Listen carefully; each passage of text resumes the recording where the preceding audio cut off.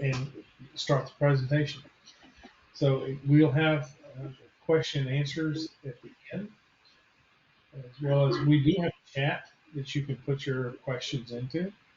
So we do have it staffed. We have our staff in Pleasanton that is going to be answering your questions in the chat all along. So please, by all means, put them in there.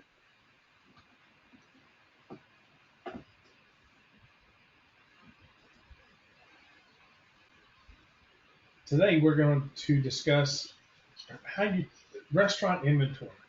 This is restaurant inventory within the Aldelo Express system, and it's not complicated. It doesn't have to be complicated, and we don't want you to make it complicated and have problems in teaching your customers how to use it.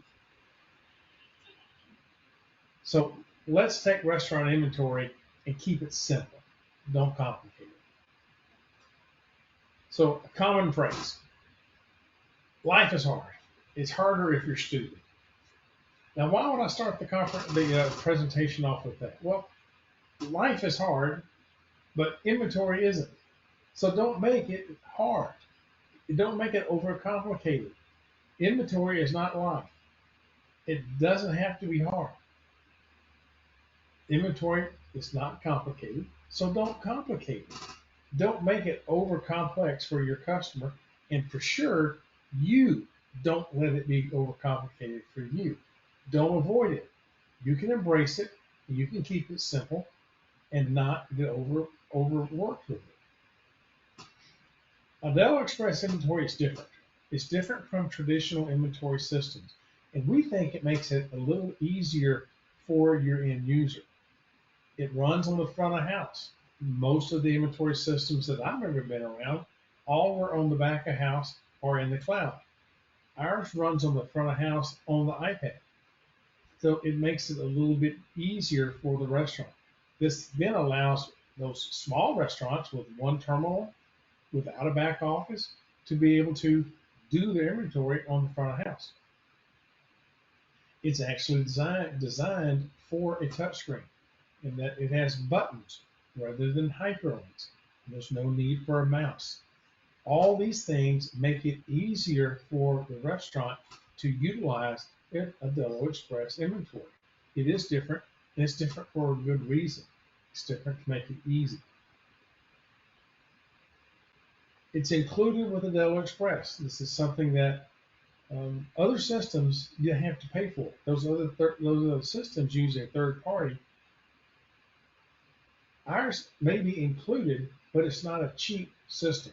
Cheap meaning that it can't handle the solution. It isn't a cheap system. It's a very good system. It's easy to work with, and but don't call it a simple system because it can get very detailed. It can go pretty deep into the inventory if they wish. Sometimes when you're talking to a restaurant and they start thinking about an inventory system, tracking inventory, they're getting into the really minutia, salt and peppers, flour, sugar, in those areas, and they don't have to be to start with, and that's really what we're talking about. The Aldelo Express system is an easy system. It can get detailed, and it can go totally inclusive if they wish. But what we're saying is, let's grow into it. So let's start with these. Start with a manageable amount of items. Now, whatever that number is, start with a manageable amount of items and not the total everything in the restaurant. Start with the high theft or lost items, things that are easily lost, stolen, if you will, because theft is a problem that will be brought out by this system. Start maybe in a restaurant with the proteins, that is the meats and cheeses, just counting those items alone. Don't get into the other items, just start with the proteins. Those are where the high thefts take place. And I'm not talking about a single steak. I'm talking about a case of steak, a case of chicken. That's where the big losses come from. So start with a manageable amount. Start with the proteins. If you have a bar, maybe they'll start with the bottled beer. Those are easy to count. They don't really take a huge amount of a recipe. It's one bottle, just one ingredient. That's it. It's a 1-to-1. Maybe start with the bottled beer or possibly the liquor and do a portion of the liquor. You don't have to do the whole bar. Just do the whiskeys or just do the bourbons. Just do a piece of the bar to get things started so that the restaurant or the bar gets used to the routines and get used to seeing how to do the processes and how to do the invoices and how to do the counts. Start with something that's a manageable amount and then go forward. Setup is easy. It really just takes a few minutes to do. I know we've talked about inventory in the past and how you should charge for it. Well, I'm still saying that as well. You should be charging extra to show how to set up inventory, but it is still very easy and it just takes a few minutes. In fact, we're going to set up an item start to finish here on this presentation today. So we'll show how easy it really is to do.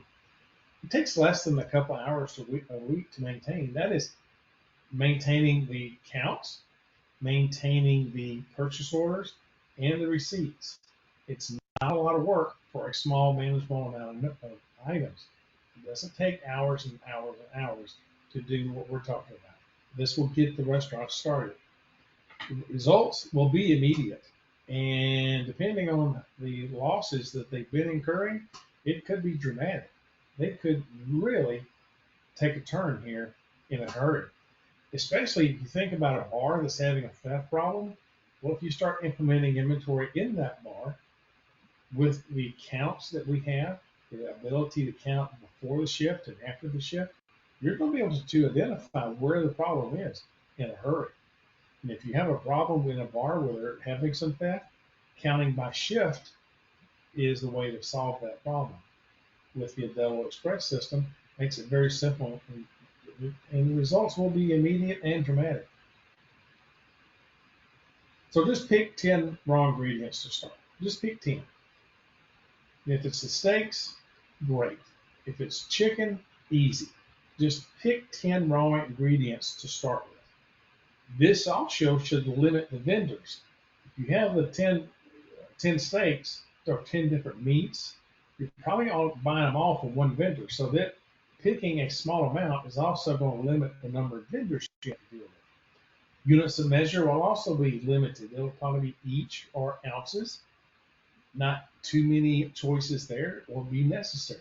Units of measure will be extremely limited. And then recipes can be as simple as a single ingredient. Even though it is a steak that comes with a choice of sides, you don't have to do the sides right now. Just do the steaks. That alone will help control the food cost in the restaurant. And then there will be just a few batch recipes. I was thinking about how to explain this, and that my favorite batch recipe is spaghetti sauce. So if you're tracking hamburger meat, then your batch recipe is really simple. It's hamburger meat.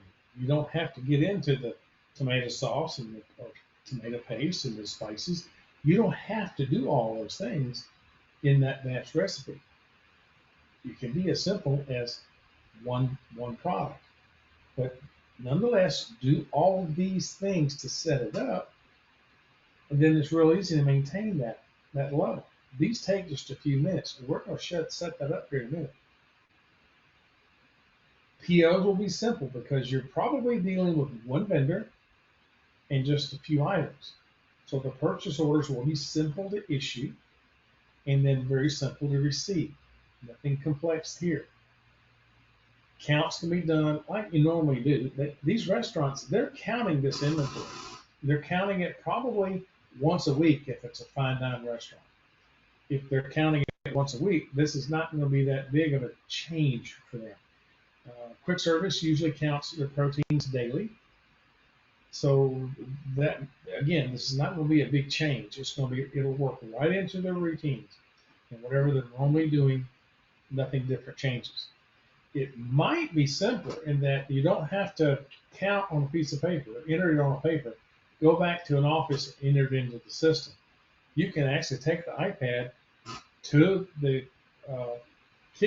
kitchen or to the storage room to the cooler, to the freezer, and count the items right there and enter them in as you go. That way there's no double entry. So it could actually be simpler with the express system, express inventory. Training, this is where you're going to need to charge. So you probably have a 4 hour block of training to enter the items and get things set up. Watch with them. Watch over their shoulder. Let them do it, but you be there as part of a training portion. Get them set up. Go over how to do the counts. Go over how to enter the items in, how to enter the ingredient counts in. Show how you can do over and shorts and track the product. So do that as a 4 hour block. And then an additional 4 hours scattered around as counts are taken, POs issued and received, so that they're working through this smoothly. It's not a hard thing to do. And once you get this 8 hours done, they're probably on autopilot after that.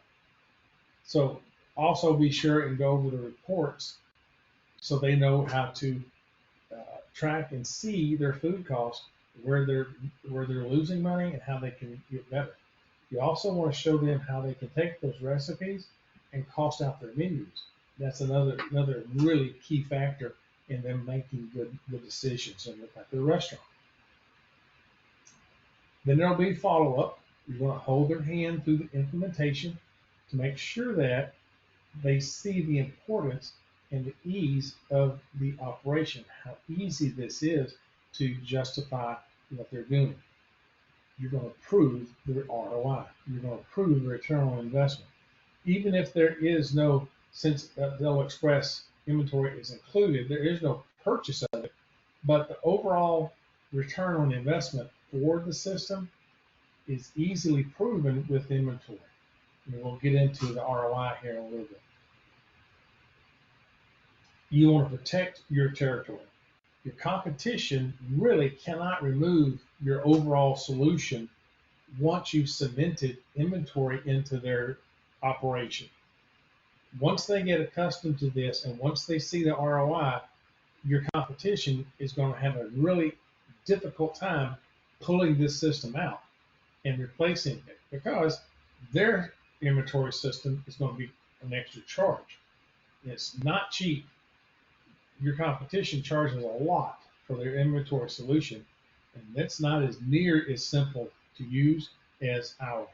So once you get inventory in and it's cemented in their operation, it's hard for you to have them be lost as a customer. It just takes too much money and it's their time. It's just too much money and time for them to be swapping out systems. This is a really good way to protect your territory. So let me switch over and I'll show you, and we'll have Rodney show us how to set this up. Okay, so we're going to go ahead and get started here on the iPad. Just keep in mind that the inventory module is only available on the iPads at this time. I'm going to go ahead and get logged in here and go into the miscellaneous and get into the inventory here. All right, so you're going to see that we're in the setup. You'll see the groups here. This is where you would divide your inventory under specific groups. What we're going to work with is meats today. So that's already existing. We don't have to create it. If I wanted to create it, I can tap on the add new group at the bottom there. The locations here, we are going to add a location. So right now we have back storage, freezer, and front storage. We're going to add a group here called cooler. And now we have that group set up. Then we go to our vendors. I'm going to go ahead and add a new vendor here.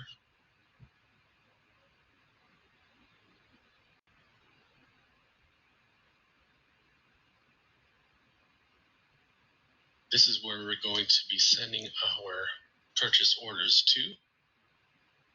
All right, so we have our vendor there. Then we will set up our units of measure.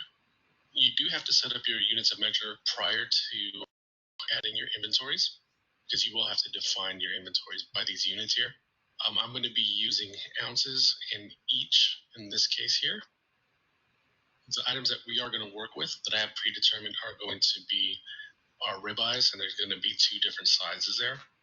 So I'm going to go ahead and go into the inventories here and add them in. So there are 2 items that we're adding in here. So set the ribeye. And we do have 2 different sizes. I'm just going to call this 12 here. And we're going to put this in the meats group. Inventory location where it's stored, I'm going to keep it in the cooler and set our vendor to Rod's Ranch here. What we're storing this as is ounces here. And then the recipe unit, this is how the items will be depleted when set up in the menu item recipe. So I'll go ahead and set that to each, because each slab of meat will be, in this case, 12 ounces. Every time the item is ordered, it's going to deplete that inventory by 1. Okay, then this is where you would define the reorder stock quantity. So we want to restock it when quantity gets down below 4. And we'll say we want to replenish it to 12. Okay, and then we'll say the current stock is at 6 here, because we want to show you what happens once that quantity drops below the restock quantity condition there, because it will show in red, and I'll show you that once that quantity gets below that count. And we'll say per unit, let's be $18.99 there. All right, so we can go ahead and save. So we have our ribeye 12. We're going to add another one called ribeye 14. And we'll set it up very similarly.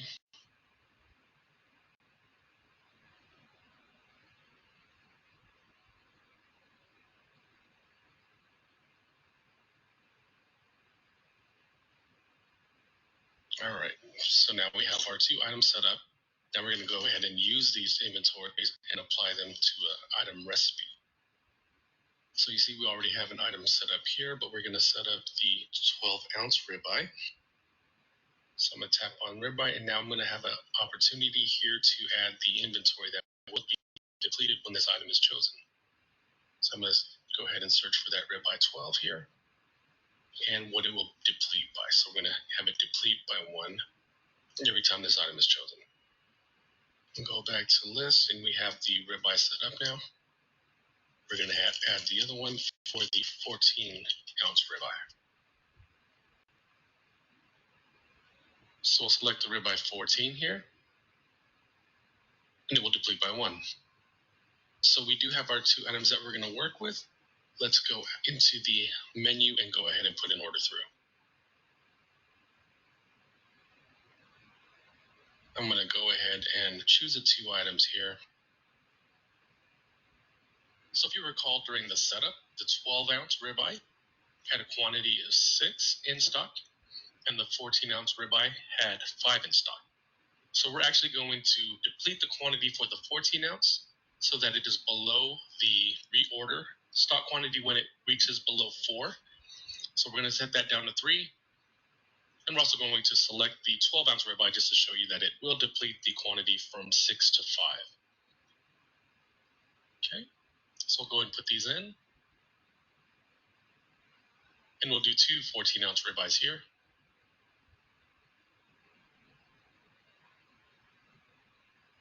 All right, and then we'll push this through. And we'll go back into the inventory to view the counts here. Right, and you'll see that the ribeye 14 quantity in stock is now down to 3. The ribeye 12 is down to 5. You'll see that it's not in red because it has not reached below the restock limit quantity there. Right, so we're going to go into the activities here.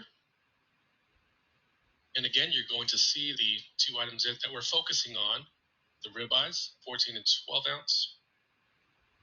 I'm going to go ahead and create a purchase order for the ribeye 14. So I'll select the item.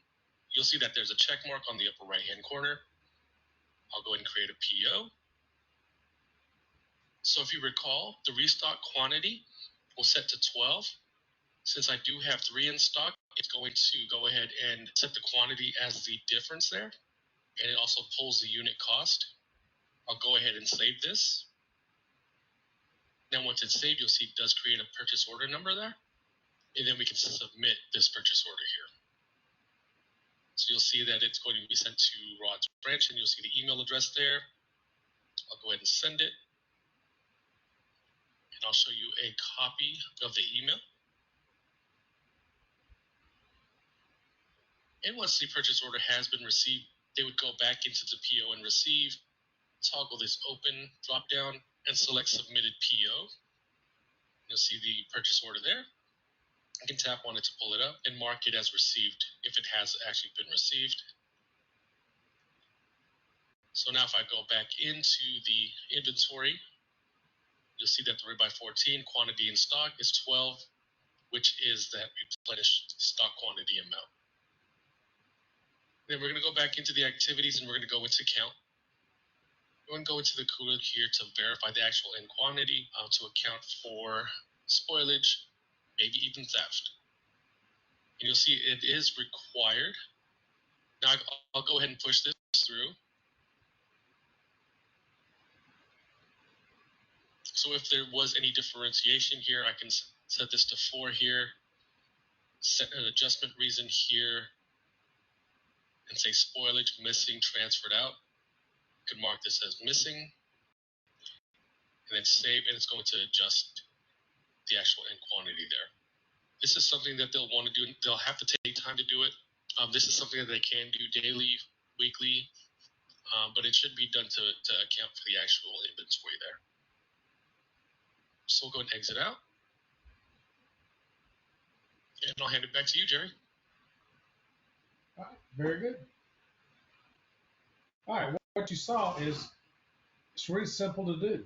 When you focus on a few items, in our case, we added a vendor, we added a count place, we added the cooler, we added the inventory items, used the unit of measure we had there. We then created a recipe and linked that to point of sale items. All that was very simple, easy to do. Then he rang up the two different sales, and you saw then how the inventory was depleted below the reorder line. We then issued a PO, sent that PO. When it's received, it was a very easy routine there to receive it as well. Counting was simple. We even had the reason codes in there that were for if the inventory was short. And yes, those are programmable. You can add them and customize them to the needs of the restaurant. All that was easy to do, and I want you to get that concept of, yeah, I can do this, and I can help my restaurant customers use the inventory in a easy, small, confined area of the restaurant. And it will work. But why is it important? Well, let's take a look on why it matters.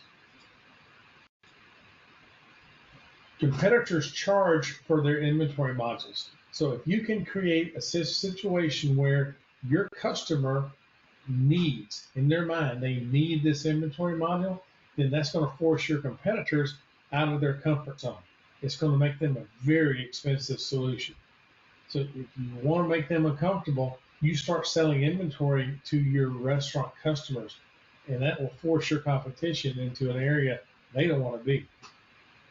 Their third-party modules are not only expensive, they're very complex to use.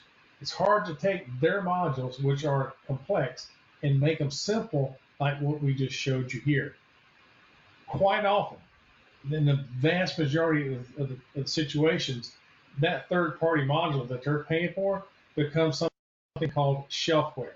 It's not software anymore. It's sitting on the shelf. It's not being utilized. It's shelfware. Those third-party modules also are back office and cloud limited, so they have to have another device besides the point of sale to do it on. It gets expensive from the situation if they have to have additional hardware in order to run those products. So they're complex, more expensive, and they have to have additional hardware. This is why it matters. This is why you want to force your competition out of their comfort zone and into the inventory world here. Next up is the ROI is real. It's not imaginary. This is something they'll realize immediately. Always remember the two biggest areas of a restaurant that you can affect quickly are labor and food cost. This is the food cost aspect. This is how you affect it and make it real numbers for that restaurant. It is very common for 1 to 2% of revenue to be recovered by using some form of electronic inventory. And I said electronic on purpose. We're not talking spreadsheet. We're not talking account sheet. We're talking a true system with recipes and ingredients linked to POS items. That's what you got here. 1 to 2% is a minimum of what they're going to receive. Well, in a small $500,000 restaurant, that's $5,000 to $10,000 in increased profits. That's real money. You jump up into that $1 million restaurant, and now you're talking $10,000 to $20,000 in recovered profits. This is real. This is an ROI that they will definitely see if they utilize this system. You teach them how to do it because it's simple. You keep it simple, and they'll recover this kind of profit in a hurry, and they'll realize they can't live without it. So, you got any questions? Anything in the chat that we need to address? Jeff, is there anything in the chat that we need to address here? No, I think we've actually got most everything. Okay. Any topics that we need to bring up that I missed? We had a couple of questions about people wanting to know if their inventory went into a negative, what happens? We had a couple of people that were asking questions about what if they don't want to go through a complex inventory? Is there a simpler inventory that would just simply show them the number of items that are in stock so that they can keep track of that? All right, the two answers there. What did you answer on the one with the what happens when it goes negative? Well, it depends on the settings you have. Items can go into a negative and have no effect, but you can also enforce inventory. And if an item goes into a negative inventory, then it will no longer be available for ordering. So it depends on how you have those toggles set. Yeah. So it's just like that. We also have an inventory method that allows you to simply have a little number that shows up above the little item. And when you click on that item, every time you order it, it will deplete. And when it reaches 0, that item can become no longer available. This is a very simple inventory. It's great for bars. It's great for if you have something where it's a special and you only have a certain amount of it. You want to know, each server wants to know how many are still available so that they can make sure their table gets that special. It will literally put a little number on there. And that simplified inventory is actually a very cool feature. It's very fast to use. And it's something that's been in the software for some time. Highly recommend that for places that don't want to do a full-blown inventory and they just want to keep track of a small number of items or only specific types of items. That works very, very well. I call that the poor man's inventory system. It's an 86 inventory. Simple to use, easy to set up, no recipes. It is a one-to-one relationship. You and I were talking our question, sir. That option to reduce the inventory amount down to 0 and then stop any further sales. That was your suggestion for a barbecue restaurant that had a certain amount of product. It was the chopped pork that when they ran out, they didn't want to sell anymore. They wanted it to be zeroed out. And that pork was on multiple different products. So you had a pork plate, you had a pork sandwich, you had a pork combo. And every time that pork was used, it was a different portion. But when it ran out, it then eliminated the option for pork for that day until they replenished that inventory the next day. That was a real good answer to what was thought to be a complex question.